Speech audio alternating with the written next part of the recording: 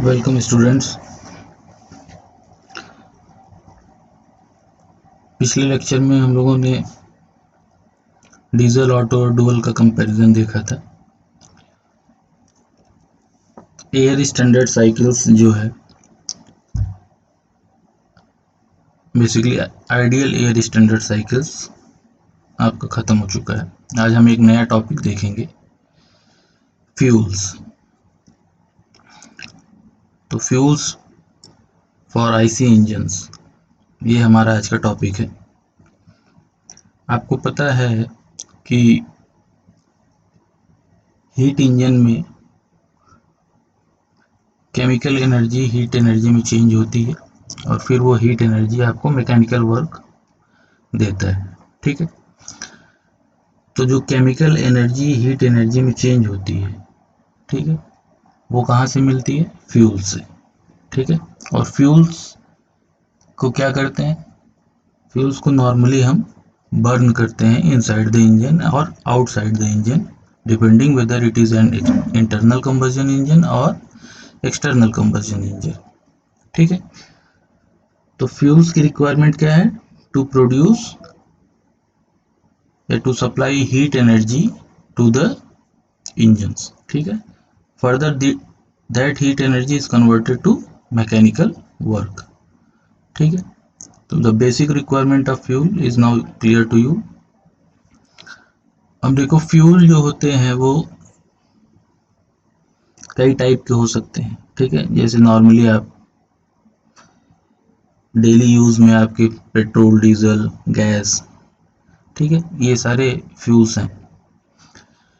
ठीक है, बट किसी भी पर्टिकुलर इंजन के लिए स्पेसिफिक फ्यूल होते हैं। ठीक है, किसी भी पर्टिकुलर इंजन के लिए कुछ स्पेसिफिक फ्यूल होते हैं। ठीक है, और उनका सिलेक्शन जो है वो बहुत इंपॉर्टेंट होता है। लेकिन सिलेक्शन इंपॉर्टेंट होता है तो सिलेक्शन के लिए कुछ क्राइटेरिया होना चाहिए। ठीक है, किस क्राइटेरिया पे कौन सा फ्यूल किस इंजन के लिए है, तो ये सारे पैरामीटर्स जो हैं, ये फ्यूल कैरेक्टरिस्टिक्स, ठीक है, इन पे डिपेंड करता है कि कौन सा फ्यूल किस पे किस इंजन के लिए अच्छा है। ठीक है, और in general selection of fuel जो होता है वो फ्यूल के कैरेक्टरिस्टिक को ध्यान में रख के किया जाता है।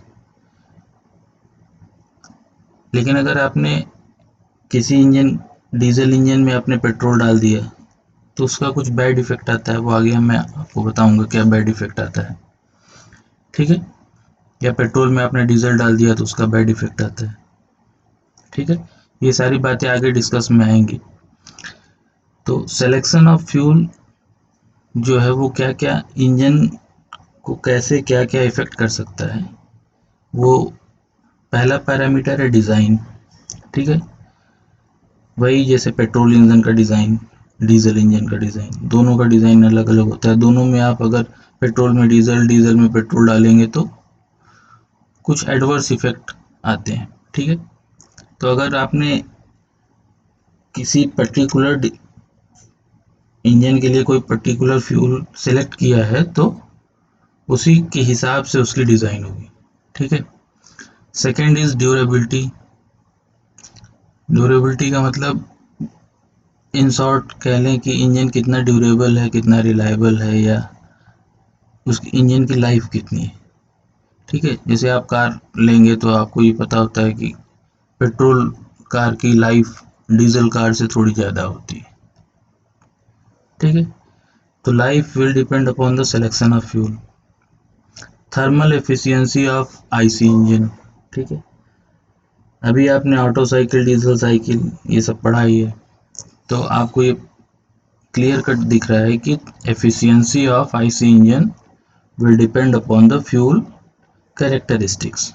ठीक है, और एक कॉमन फिनोमेना है कि burning of fuel will produce pollution. कुछ फ्यूल ज़्यादा पोल्यूशन प्रोड्यूस करते हैं, कुछ फ्यूल कम पोल्यूशन प्रोड्यूस करते हैं।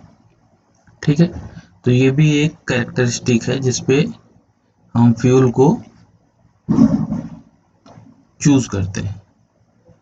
ठीक है,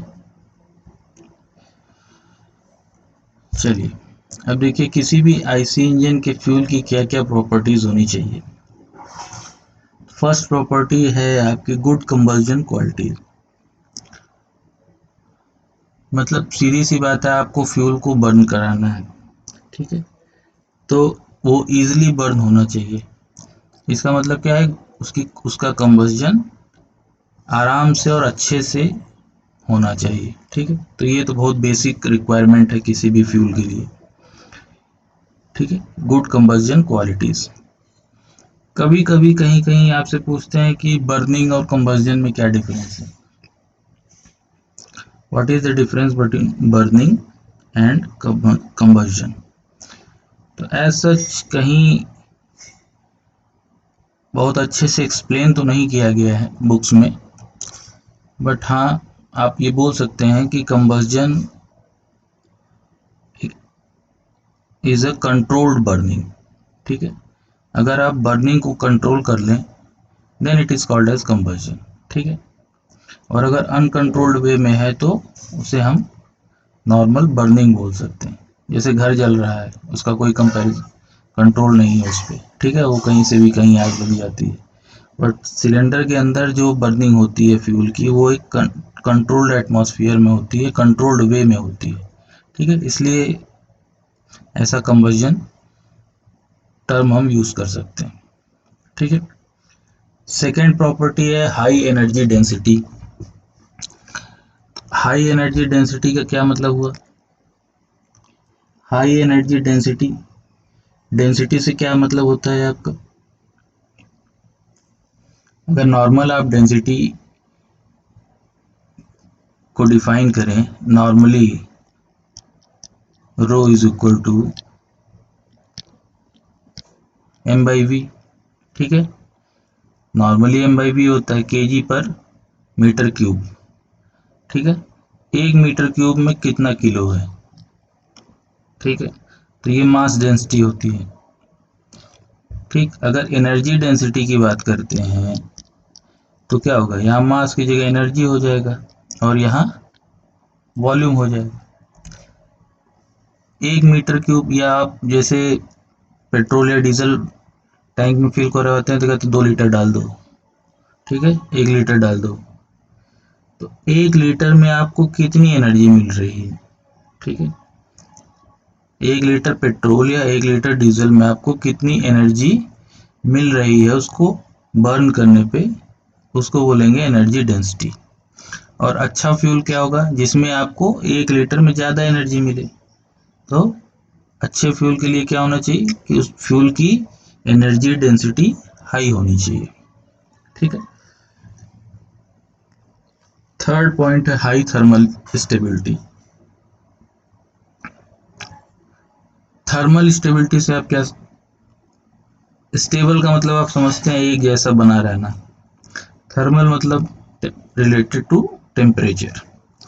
अगर टेम्परेचर वेरिएशन हो और फ्यूल की प्रॉपर्टीज चेंज हो जाए, ठीक है, अगर टेम्परेचर वेरिएशन होता है और फ्यूल की प्रॉपर्टीज चेंज हो जाती हैं तो उसको क्या बोलेंगे, लेस थर्मल स्टेबिलिटीज। और अगर फ्यूल की प्रॉपर्टीज चेंज होगी तो हो सकता है उसकी combustion quality, energy density, fuel हो सकता है टॉक्सिक हो जाए, अपने आप बर्न करने लगे, ऐसा कुछ हो सकता है। ठीक है, ये सब चीज़ें कम से कम हो, क्योंकि temperature variation is always possible in atmosphere.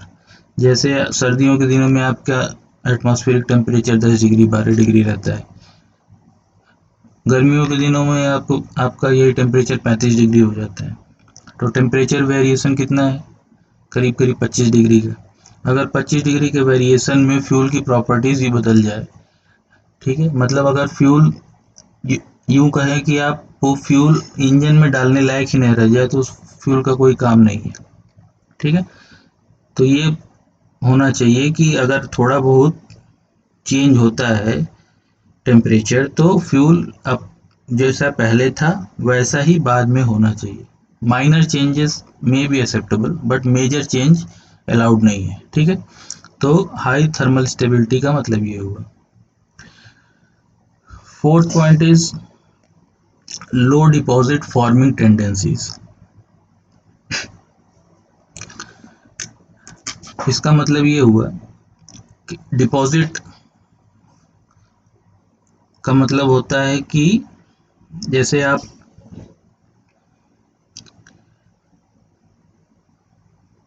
Daily life की बात करें तो जिनके घर पे सरसों का तेल आप जब ले आते हैं, जहाँ पे सरसों का तेल मशीन से निकाला जाता है, वहाँ से आप जब ताज़ा ताज़ा तेल ले आके घर रख देते हैं, तो आप अगर उसको घर रख देंगे तो 24 घंटे या 2 दिन बाद आप उसमें देखेंगे तो नीचे कुछ, पहले ऑयल पूरा मडी टाइप का होता है और फिर बाद में 1-2 दिन बाद नीचे कुछ जम जाता है ऐसे अलग से, जिसको आप यहाँ की भाषा में खली बोलते हैं। ठीक है, तो यही खली जो है ये डिपॉजिट है। ठीक है, तो ये हो गया आपका डेली लाइफ में एक एग्जांपल। तो जो आईसी इंजन के फ्यूल हैं, अगर वो भी डिपॉजिट फॉर्म करेंगे, ठीक है, तो आपका जो फ्यूल टैंक है या जहाँ पे फ्यूल स्टोरेज है, ठीक है, वो धीरे धीरे धीरे धीरे करके भरने लगेगा। और आईसी इंजन में अगर आप डिपॉजिट फ्यूल डिपॉजिट होता है तो हो सकता है आपका फ्यूल पाइप ही चोक हो जाए। ठीक है, तो ये सारे ड्रॉबैक्स हैं अगर अगर फ्यूल की डिपॉजिट टेंडेंसी हाई हुई तो। इसलिए वो फ्यूल ज़्यादा बेटर होता है आईसी इंजन के पर्पज से जिसमें डिपॉजिट टेंडेंसी बहुत कम होती है। ठीक है, fifth point is compatibility with engine hardware. इसका क्या मतलब हुआ? अब कंपैटिबिलिटी मतलब होता है कि जो अगर दो चीज़ें हैं और दोनों में झगड़ा ना हो, ठीक है, फ्रेंडशिप हो तो गुड है, मतलब कंपैटिबल हैं, दोनों एक दूसरे के साथ साथ रह सकते हैं। ठीक है, तो अगर फ्यूल इंजन का हार्डवेयर क्या है, जिस मेटल से इंजन बना है वही उसका हार्डवेयर है। ठीक है, अब आपको पता है इंजन में जो है आयरन यूज़ होता है, एल्युमिनियम यूज़ होता है, तमाम चीज़ें यूज़ होती हैं। तो अगर जो फ्यूल है वो इन सब चीज़ों को मान लीजिए कि कोरोड कर रहा हो, तो जो है फिर क्या होगा, वो हार्डवेयर को प्रॉब्लम देगा, धीरे धीरे आपका हार्डवेयर खराब हो जाएगा। ठीक है, तो एक टाइप से ये कहिए कि इंजन जो है वो फ्यूल जो है वो इंजन हार्डवेयर के सरफेस को के साथ केमिकल रिएक्शन या इरोजन और कोरोजन दोनों कम से कम हो, then it is good for IC engine. ठीक है, गुड फायर सेफ्टी। ठीक है, ये तो बहुत कॉमन सी चीज़ है, फायर सेफ्टी होनी चाहिए। लो टॉक्सिसिटी, ठीक है, टॉक्सिक नहीं होना चाहिए। गलती से अगर किसी के यहाँ मुंह में चला गया तो ऐसा नहीं होना चाहिए कि मुंह में जाते ही आदमी ख़त्म हो जाए, कम से, क्योंकि ये डेली यूज़ की चीज़ें हैं और आदमी के टच में आती हैं, पेट्रोल डीजल गैस। ठीक है, और लो पोल्यूशन, पोल्यूशन कम से कम, मतलब बर्निंग के बाद या कंबस्जन के बाद पोल्यूशन कम से कम प्रोड्यूस करे। ठीक है, और final and last topic is cheap and easily available. पैसा कम लगना चाहिए और आसानी से उपलब्ध हो जाना चाहिए। ठीक है, तो ये है आईसी इंजन की फ्यूल प्रॉपर्टीज जो होनी चाहिए किसी भी फ्यूल में। अब ये डायग्राम आपको बस समझ लेना है, इसको आपकी ज़रूरत नहीं है। पेट्रोलियम या क्रूड ऑयल जो होता है ये मिक्सचर ऑफ हाइड्रोकार्बन्स, ठीक है, मिक्सचर ऑफ हाइड्रोकार्बन्स और कुछ केमिकल इसमें जैसे सल्फर, नाइट्रोजन, पानी और मिट्टी होती है। जब आप इसको माइनिंग करते हैं तो आपको ये सारी चीज़ें इसमें मिलती हैं। ठीक है, फिर इसको आप क्या करते हैं, क्रैक करते हैं। ठीक है, क्रैक का मतलब ये होता है कि ये अलग अलग टेम्परेचर पे अलग अलग हाइड्रोकार्बन्स मिक्सचर से अलग होते जाते हैं। ये तमाम टाइप की क्रैकिंग होती है, थर्मल क्रैकिंग, और कैटेलिटिक क्रैकिंग ऐसे कुछ होता है। ये हम लोग के सिलेबस में नहीं है, बस ये जान लीजिए आप लोग कि अलग अलग क्रूड ऑयल से जो है एक क्रूड ऑयल से ही सब कुछ जैसे हीटेड क्रूड ऑयल है, ये डिस्टिलरी है, इसमें यहाँ से हीटेड क्रूड ऑयल ऊपर की तरफ मूव करता है और टेम्परेचर वेरी करता है। जैसे यहाँ देखिए 350 डिग्री सेंटीग्रेड है और यहाँ 25 डिग्री सेंटीग्रेड है, तो यहाँ नीचे से ऊपर टेम्परेचर वेरी करता है और अलग अलग टेम्परेचर पे आपको अलग अलग टाइप के फ्यूल मिलते जाते हैं। ठीक है, सबसे टॉप में आपको गैस मिलता है, उसके बाद petrol, naphtha, kerosene, diesel oil और कुछ सैंड वगैरह जो होते हैं मिट्टी, ये रेजिड्यू के फॉर्म में मिलती है। और कुछ बहुत गाढ़ा लुब्रिकेटिंग ऑयल और जो आपका रोड बनाने का मटेरियल होता है जिसको आप डामर या पिच बोलते हैं वो, तो ये सारे रेजिड्यू के फॉर्म में मिलते हैं। अब देखिए जो स्मॉल मॉलिक्यूल्स होते हैं जैसे रिफाइनरी गैस हो गई, पेट्रोल हो गया, ये स्मॉल मॉलिक्यूल्स हैं, इनका बॉइलिंग पॉइंट लो होता है, बहुत वोलाटाइल होते हैं, लो विस्कस होते हैं और अच्छे से इग्नाइट करते हैं। ठीक है, तो ये ध्यान रखिएगा कि अगर फ्यूल स्मॉल मॉलिक्यूल से बना है तो उसमें low boiling point, volatile very volatile, flows easily and ignite easily, ये सारी प्रॉपर्टीज होंगी। वेयर एज अगर फ्यूल लार्ज मॉलिक्यूल से बना है, ठीक है, तो उसमें क्या होगा, उसका बॉइलिंग पॉइंट हाई होगा, वोलाटाइल कम होगा। अभी मैं बताऊंगा what is volatile. Easily flow नहीं करेगा, इसका मतलब विस्कस होगा, और इग्नाइट ईजिली नहीं करेगा। ठीक है, इसका मतलब उसमें कंबस्जन जो है वो अच्छे से नहीं होगा। ठीक है, तो ये चीजें हैं। चलिए आगे देखते हैं। ये कुछ पेट्रोलियम में जैसे मैंने बताया कि आपको मिक्सचर ऑफ हाइड्रोकार्बन्स है। ठीक है, तो उसमें से कुछ हाइड्रोकार्बन ये है, ठीक है, जो आपके लिए इम्पोर्टेंट है। तो एक है पैराफिन। ठीक है, पैराफिन जो है वो स्ट्रेट चेन, इसका मॉलिक्यूलर स्ट्रक्चर है, सेचुरेटेड है, स्टेबल है। ठीक है, तो पैराफिन इसका जनरल फार्मूला CnH2n+2। इसमें कुछ समझना नहीं है आपको, बस आपको ये चीजें एक तरह से कहें तो याद होनी चाहिए। पैराफिन इसका जनरल फार्मूला, स्ट्रेट चेन मतलब जो मॉलिक्यूल्स होंगे वो स्ट्रेट वे में अरेंज होंगे, सेचुरेटेड है, ठीक है, और सेचुरेटेड है तो स्टेबल है। ठीक, एग्जाम्पल इज ब्यूटेन। केमिस्ट्री में आप लोग खूब सारा IUPAC नाम पढ़े होंगे। Second version is olefin. इसका फार्मूला CnH2n+2। ये भी चेन्ड है बट ये अनसेचुरेटेड है, और अनसेचुरेटेड है तो थोड़ा सा अनस्टेबल होगा। ठीक है, और इसके एग्जाम्पल हैं हेक्सीन और ब्यूटाडाइन। ऐसे ही नैप्थीन, ये रिंग्ड स्ट्रक्चर है, saturated stable. Cyclopropane and cyclobutane is example of naphthene. The last one is aromatic, having general formula CnH2n-6.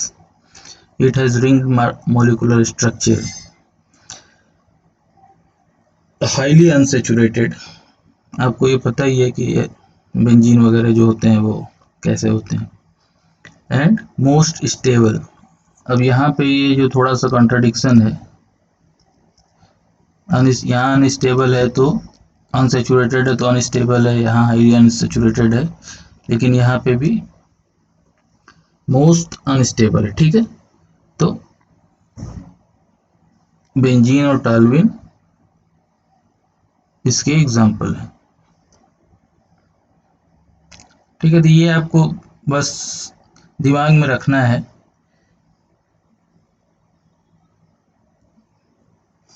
अब देखिए requirements of ideal gasoline. Gasoline का मतलब जो है पेट्रोल। ठीक है, अगर पेट्रोल है आपके पास तो उसकी क्या रिक्वायरमेंट होना चाहिए? तो first requirement is easily vaporise. ठीक है, इजिली वेपराइज होना चाहिए। Second requirement is knock resistant. अब यहाँ पे एक फिनोमेना है नॉक, ये जब मैं आपको कंबस्जन पढ़ाऊंगा उस वक्त बताऊंगा। अभी ये समझ लीजिए कि नॉक का मतलब, जैसे मान लीजिए एक फ्यूल है, ठीक है, और जैसे आप टाइम पीरियड ले लीजिए t is equal to 1 second, t is equal to 2 second, t is equal to 3 second. ठीक है, आपका t is equal to 2 second पे फ्यूल बर्न होना है। फ्यूल जो है t is equal to 2 second पे बर्न होना है। अगर उससे पहले या उसके बाद, इन दोनों कंडीशन में फ्यूल बर्न होता है, ठीक है, तो जो आपने डिसाइड किया था उससे अलग हट के फ्यूल बर्न हो रहा है। इस कंडीशन में इंजन से कुछ नॉइज आती है। ठीक है, कुछ नॉइज आती है, उसी नॉइज को बोलते हैं नॉक। ठीक है, अभी बस इतना समझ लीजिए कि प्रॉपर टाइम पे फ्यूल की बर्निंग नहीं हो रही है तो engine will produce some types of noise and that noise is called as knock. तो अगर पेट्रोल अच्छा नहीं है तो वो नॉक प्रोड्यूस करेगा, और नॉक जो है वो आपके इंजन के लिए अच्छा नहीं होता है। आगे मैं इसको ज़्यादा एक्सप्लेन करूँगा। ठीक है, नॉट प्री इग्नाइट इजली। जैसे आप प्री इग्निशन का क्या मतलब हुआ, यहाँ इग्निशन होना चाहिए t इज इक्वल टू 2 पे, इससे पहले बर्न हो गया। ठीक है, तो इसको बोलेंगे प्री इग्नाइट। ठीक है, इसकी हैंडलिंग इजी होना चाहिए, ये आपको पता है, चीप एंड इजीली अवेलेबल होना चाहिए। कैलोरीफिक वैल्यू हाई होना चाहिए, ये वही टर्म है, एनर्जी डेंसिटी हाई होना चाहिए। ठीक है, not form gum and varnish, ये जो आपको बताया था डिपॉजिट लो होना चाहिए। ठीक है, गम का मतलब कुछ चिपचिपा सा पदार्थ। ठीक है, तो ये सब लो डिपॉजिट होना चाहिए, वही है, दूसरे टर्म में लिखा हुआ है। अब देखिए characteristics of IC engine. Important characteristics जो है, first one is volatility. Volatility का मतलब होता है easy to vaporise, easy to vaporise. जैसे आप पेट्रोल जो है या अल्कोहल, पेट्रोल और डीजल, ठीक है, तीनों आप थोड़ा थोड़ा ले लीजिए और एक जगह किसी सरफेस पे गिरा दीजिए। थोड़ी देर बाद आप देखेंगे कि अल्कोहल बिल्कुल गायब हो गया, उसके थोड़ी देर बाद देखेंगे पेट्रोल गायब हो गया, और उसके थोड़ी देर बाद देखेंगे कि डीजल गायब हो गया। ठीक है, मतलब वो क्या हो गया, लोग कहते हैं कि हाथ में पेट्रोल उड़ जाता है।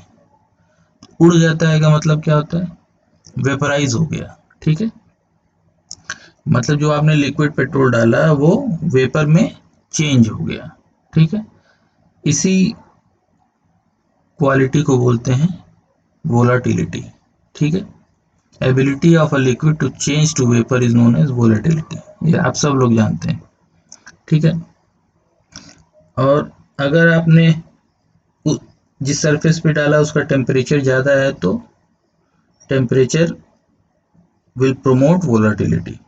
ठीक है, टेम्परेचर ज़्यादा है तो आसानी से वेपराइज होगा। ठीक है, और अगर प्रेशर कम है तो भी आसानी से वेपराइज होगा। ठीक, अब देखो, volatility is directly related to vapour pressure या लिक्विड वेपर प्रेशर। ठीक है, at a given temperature a substance with higher vapour pressure vaporizes more readily than a substance with lower vapor pressure। ये आपने vapour pressure पढ़ा होगा, what is vapour pressure. ठीक है। अगर किसी कंटेनर में आप कोई लिक्विड रख देते हैं, वोलाटाइल लिक्विड, ठीक है, तो जो लिक्विड है वो कंटेनर के वॉल पे कुछ प्रेशर लगाता है, ठीक है, ड्यू टू मॉलिक्यूलर कोलिजन, ठीक है। और जितना ज़्यादा प्रेशर लगाएगा, इसका मतलब क्या हुआ, मूवमेंट ऑफ मॉलिक्यूल्स उतना ज़्यादा है उस लिक्विड के अंदर। समझ में आया? जैसे इसमें अगर कोई कंटेनर है, इसमें कोई मॉलिक्यूल रखा है, ये इससे टकरा रहा है, तो इस टकराने की वजह से ही प्रेशर, वेपर प्रेशर प्रोड्यूस होता है, ठीक है। और ये अगर नंबर ऑफ मॉलिक्यूल्स बहुत ज़्यादा हैं जो इस दीवार से टकरा रहे हैं, ठीक है, या इससे कोलाइड हो रहे हैं, तो क्या होगा, वेपर प्रेशर ज़्यादा होगा। अगर वेपर, अब उल्टा समझिए, अगर वेपर प्रेशर ज़्यादा है मतलब नंबर ऑफ मॉलिक्यूल्स दीवार से ज़्यादा टकरा रहे हैं, मतलब इनकी टेंडेंसी क्या है, सरफेस को छोड़ के निकल सकते हैं ये, ठीक है। टेंडेंसी ये है कि इनमें जो है इधर उधर जाने की, या यूं कहिए कि सरफेस को छोड़ के निकलने की टेंडेंसी ज़्यादा है। तो अगर टेंडेंसी ज़्यादा है तो क्या हुआ, लिक्विड को छोड़ के निकलेंगे तो वेपर के फॉर्म में निकलेंगे, एक एक मॉलिक्यूल, दो दो मॉलिक्यूल निकलते जाते हैं, ठीक है। तो इसका मतलब ये हुआ कि जिसका वेपर प्रेशर ज़्यादा होगा उसमें वोलेटिलिटी का कंपोनेंट ज़्यादा होगा, ठीक है। तो ये अगर आपको वेपर प्रेशर क्लियर होगा तो आप समझ जाएंगे। नेक्स्ट प्रॉपर्टीज है फ्रंट एंड वोलेटिलिटी, ठीक है। अब फ्रंट एंड वोलेटिलिटी क्या होता है, देखिए, अभी हमने आपको बताया था कि जो पेट्रोलियम होता है या जो क्रूड ऑयल होता है, ठीक है, वो डिफरेंट टाइप के हाइड्रोकार्बन से मिलके बना होता है। उसमें कुछ भारी हाइड्रोकार्बन होते हैं और कुछ हल्के हाइड्रोकार्बन होते हैं, ठीक है। अगर भारी हाइड्रोकार्बन है तो वो उनका इग्निशन जो है वो लेट होता है, ये भी हमने आपको बताया था, ठीक है। अगर हल्के हाइड्रोकार्बन है तो उनका बॉइलिंग पॉइंट कम होगा, इजिली वेपराइज हो जाएंगे, ठीक है। ये सारे चीजें हैं, ठीक। तो फ्रंट एंड वोलेटिलिटी क्या होगा, देखो, small molecular weights boiling at low temperature, ये सब कुछ आपको बताया जा चुका है, उन्हीं से ध्यान रखिएगा, ठीक है। And larger molecular weight at high temperature, ये हमने आपको पहले ही बता दिया। Small percentage of component that vaporize at low temperature is needed to assure the starting of cold engine, ठीक है। Fuel must vaporize before it can burn, ठीक है। अब सपोज करिए कि कोई फ्यूल है, उसमें स्मॉल हाइड्रोकार्बन और स्मॉल मॉलिक्यूल भी हैं और लार्ज मॉलिक्यूल भी हैं। तो स्मॉल मॉलिक्यूल क्या होगा, इसका बॉइलिंग पॉइंट लो होगा, ठीक है। और लार्ज मॉलिक्यूल का क्या होगा, बॉइलिंग पॉइंट हाई होगा। बॉइलिंग पॉइंट का मतलब क्या हुआ, एक टाइप से कहें तो इसको वेपर फॉर्मेशन, यहाँ पे भी वही मतलब है, वेपर फॉर्मेशन। तो ये अगर इजिली वेपराइज हो जाएगा, ठीक है, इजिली वेपराइज हो जाएगा तो ये इजिली बर्न भी होगा, ठीक। और अगर ये देर से वेपराइज होगा तो ये देर से बर्न भी होगा, ठीक है। तो अगर फ्रंट एंड वोलेटिलिटी का मतलब ये हुआ कि जो स्मॉल मॉलिक्यूल्स आसानी से वेपर में कन्वर्ट होकर बर्न हो जा रहे हैं, ठीक है, इसी को बोलते हैं फ्रंट एंड वोलेटिलिटी। और जो ये देर से हो रहे हैं इसको बैक एंड बोलते हैं। तो अगर फ्रंट एंड वोलेटिलिटी हाई है, मतलब नंबर ऑफ स्मॉल मॉलिक्यूल्स किसी भी फ्यूल में ज़्यादा है, तो क्या होगा, वो इजीली वेपराइज हो जाएंगे और फिर इजीली बर्न होंगे। तो अगर आपका इंजन कोल्ड स्टार्ट हो रहा है, मतलब कोल्ड स्टार्टिंग का मतलब हुआ कि इंजन आपका खड़ा है 10-12 घंटे से, सब कुछ ठंडा है, एटमॉस्फेरिक टेम्परेचर पे है, ठीक है, अब आप उसको स्टार्ट कर रहे हैं। तो अगर आपके फ्यूल या कंबशन चैम्बर में वेपराइज्ड फ्यूल है, ठीक है, वेपराइज्ड फ्यूल है तो इंजन आसानी से स्टार्ट हो जाएगा। और वेपराइज्ड फ्यूल कहाँ से आएगा? यहाँ जो स्मॉल मॉलिक्यूल है ये अपने आप इजीली वेपर में कन्वर्ट हो जाते हैं नॉर्मल टेम्परेचर प्रेशर पे, और फिर ये कंबशन चैम्बर में जाएंगे और आपका इंजन जो है वो इजीली स्टार्ट हो जाता है। ठीक है, लेकिन इसके कुछ नुकसान भी हैं, जैसे too high front end volatility causes low volumetric efficiency and vapour lock. ठीक है, अब वॉल्यूमेट्रिक एफिशिएंसी चूंकि आपको बताया नहीं गया है इसलिए दिक्कत है। वॉल्यूमेट्रिक एफिशिएंसी, इसको हिंदी में समझ लीजिए कि एयर इंजन में कितना सक हो रहा है या कितना इंजन में एयर जा रहा है उसका एक मेजरमेंट है। हल्के में समझिए क्योंकि आगे जाके इसको बताया जाएगा आपको ज़्यादा। तो जैसे आपकी थर्मल एफिशिएंसी है, ठीक है, ये क्या बताता है आपको कितना क्यू आपने जो कितना दिया है वो कितना डब्ल्यू में कन्वर्ट होगी। ठीक है, यही आपका थर्मल एफिशिएंसी। तो वॉल्यूमेट्रिक एफिशिएंसी क्या है कि अगर कोई इंजन है तो उसको में बर्निंग के लिए आपको एयर भी चाहिए, फ्यूल भी चाहिए। ठीक है, एयर भी चाहिए और फ्यूल भी चाहिए। सपोज करिए ये इंजन है तो यहाँ पे अगर बर्न करना है आपको तो एयर भी चाहिए, फ्यूल भी चाहिए।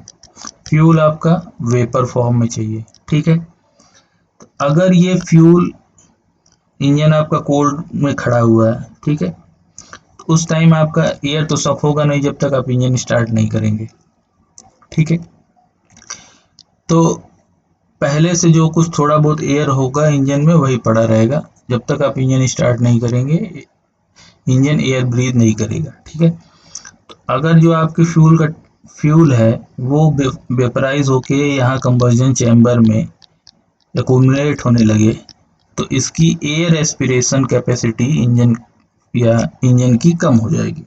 ठीक है, इंजन की एयर एस्पिरेशन कैपेसिटी कम हो जाएगी, तो जो चीज़ आसानी से बर्न हो रही थी पहले, अगर ये बहुत ज़्यादा हो गया वेपर तो ये चीज़ बर्न करने में या कंबस्ट होने में प्रॉब्लम क्रिएट करती है, क्योंकि बहुत ज़्यादा तेल है। ठीक है, वेपर बहुत ज़्यादा है और हवा नहीं है, तो आपको पता ही है कि फॉर प्रॉपर बर्निंग, ठीक है, आपको एयर की आवश्यकता होती है। ठीक है, तो ये है अगर आपका वेपराइजेशन बहुत ज़्यादा है फ्यूल का, then it will produce low volumetric efficiency. ठीक है, next is vapour lock. Vapour lock का मतलब होता है too lean mixture is supplied to the engine. अब लीन मिक्सचर क्या होता है? एक होता है रिच, एक होता है लीन। इसमें सारे टर्म्स आए हैं और ये सारे चीज़ें डिफाइन नहीं हुई हैं, इसलिए दिक्कत हो रही है। चलिए इसको छोड़ दीजिए, जब कार्बोरेटर पढ़ाएंगे आपको तो उस वक्त ये बता देंगे वेपर लॉक क्या होता है। ठीक है, वहाँ पे ज़्यादा अच्छे से आपको समझ में भी आ जाएगा। ये सारी चीज़ें जो हैं ये आपको आगे चल के बार बार आती रहेंगी, तो इसको अभी आप समझ लीजिए, आगे चल के ये बार बार आती रहेंगी आपके साथ। Next is sulphur content. अब ये आपको पता है कि sulphur is not a good thing. ठीक है, सल्फर अगर आपको पानी के साथ मिलता है तो एसिड बनाता है। ठीक है, और जब भी आप एयर एस्पिरेट करेंगे तो एयर मतलब एटमॉस्फेरिक एयर जब भी इंजन के अंदर जाएगी, ठीक है, तो उसमें थोड़ा ना थोड़ा वाटर होता ही है। तो ठीक है, जब वो वाटर सल्फर से मिलता है तो कुछ ऐसे कंपाउंड्स बनते हैं जो एसिडिक नेचर के होते हैं और वो सारे सारे इंजन के सरफेस को कोरोड करते हैं। तो जो कंपैटिबिलिटी विद इंजन हार्डवेयर था वो इससे रिलेटेड है, ये सल्फर कंटेंट। ठीक है, तो अगर सल्फर कंटेंट ज़्यादा है तो कोरोसिव कंपाउंड बनेगा और वो इंजन पार्ट को कोरोड करेगा। ठीक है, और इसके साइड इफेक्ट क्या है, ये ऑर्डर प्रोड्यूस करता है और पुअर एक्सप्लोजन या पुअर कंबर्जन कैरेक्टरिस्टिक है। ये डेटा है कि इतना बाई वेट होना चाहिए, 0.25 बाई वेट। ये याद करने की जरूरत नहीं है, याद हो तो बहुत अच्छा है। ठीक है, तो एक लिमिटेड सल्फर कंटेंट ही होना चाहिए पेट्रोल में। ठीक है, pour point. Next is pour point. What is pour point? Pour point का मतलब होता है कि वो मिनिमम टेम्परेचर जिस पे फ्लूइडिटी रुक जाए, मतलब उससे कम पे फ्लूइड या यूं कहे कि गैसोलीन फ्लो नहीं करेगा। ठीक है, और क्योंकि आपको पता है बहुत सारी जगहों पे बहुत ठंड पड़ती है, जैसे शिमला, उत्तराखंड, यहाँ पे भी गाड़ियाँ चलती हैं। आपके यहाँ तो इतना ठंड नहीं, यहाँ पे तो कभी कभी माइनस में टेम्परेचर होता है और फिर भी गाड़ियाँ चलती हैं। तो हो सकता है कि अगर माइनस टेम्परेचर हो और आपका फ्लूइड फ्लो ही ना करे तो आपकी गाड़ी बेकार हो जाएगी। ठीक है, तो ये पोर पॉइंट उन जगहों के लिए इम्पोर्टेंट है जहाँ पे टेम्परेचर बहुत लो होता है। ठीक है, और पोर पॉइंट क्या होता है? वो टेम्परेचर जिस पे फ्लूइड फ्लो ना करे। ठीक है, क्यों क्या होगा अगर फ्लूइड फ्लो नहीं करेगा? तो जो आपका टैंक है, टैंक से नॉर्मली अगर आप बाइक में देखिए तो टैंक ऊपर होता है, इंजन नीचे होता है। टैंक से फ्यूल जो है वो बाई ग्रेविटी इंजन में जाता है। तो अगर फ्लूइड फ्लो ही नहीं करेगा तो ग्रेविटी इफेक्ट उस पर काम नहीं करता है। ठीक है, करता है लेकिन फ्लो नहीं करेगा, तो इंजन में वो पॉसिबल फ्यूल जाएगा, यही नहीं पॉसिबिलिटी बनती है। ठीक है, ठीक, तो ये हो गया pour point. Next is flash point. Flash point क्या होता है? Lowest temperature at which the fuel vapour starts to ignite when in contact with the flame. ठीक है, वो मिनिमम टेम्परेचर जिस पे फ्यूल बर्न होना स्टार्ट हो जाए। ठीक है, उससे कम पे बर्न नहीं होगा, क्योंकि फ्यूल, जैसे फ्यूल के अपने कुछ इग्निशन टेम्परेचर्स होते हैं, अगर उससे कम टेम्परेचर है तो फ्यूल बर्न नहीं होगा नॉर्मल कंडीशंस में। ठीक है, मान लो अगर कोई फ्यूल 25 डिग्री पे बर्न हो रहा है और आप उसको 50 डिग्री का सोर्स लगा के दे रहे हैं तो फ्यूल बर्न नहीं होगा, सिर्फ हीट होगा। ठीक है, थोड़ा बहुत हीट होता होता होता होता हो सकता है आगे चल के बर्न हो जाए, बट एट द पॉइंट या इंस्टेंट बर्निंग पॉसिबल नहीं है। ठीक है, इसको बोलते हैं फ्लैश पॉइंट। तो गैसोलीन या पेट्रोल के लिए 25 डिग्री सेंटीग्रेड, डीजल के लिए 35 और हैवी डीजल के लिए 65 डिग्री सेंटीग्रेड होता है। ठीक है, gum deposits. Next topic is gum deposits. What is gum deposit? ये आपको पता ही है गम डिपॉजिट क्या होता है। अगर अनसैचुरेटेड हाइड्रोकार्बन्स हैं तो वो स्टोरेज के टाइम पे गम प्रोड्यूस करते हैं। गम वैसा ही होता है जैसा फेविकोल। ठीक है, bottom of the storage tank वो धीरे धीरे धीरे धीरे डिपॉजिट होता जाता है। ठीक है, पैराफिन, नैप्थीन एंड एरोमेटिक हाइड्रोकार्बन्स। ठीक है, ये भी थोड़ा बहुत गम प्रोड्यूस करते हैं। इसमें कुछ समझना नहीं है, ये आपको बस ध्यान रखना है।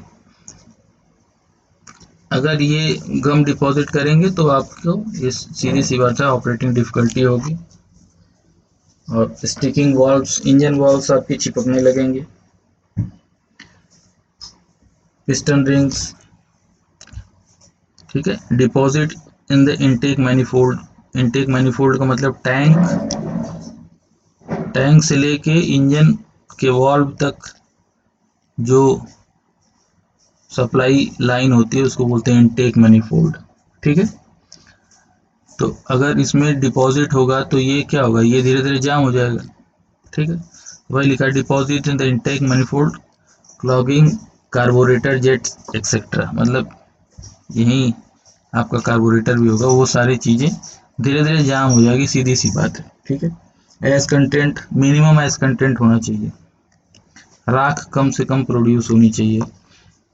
ठीक है, should be minimum age it increases engine wear and reduces calorific value.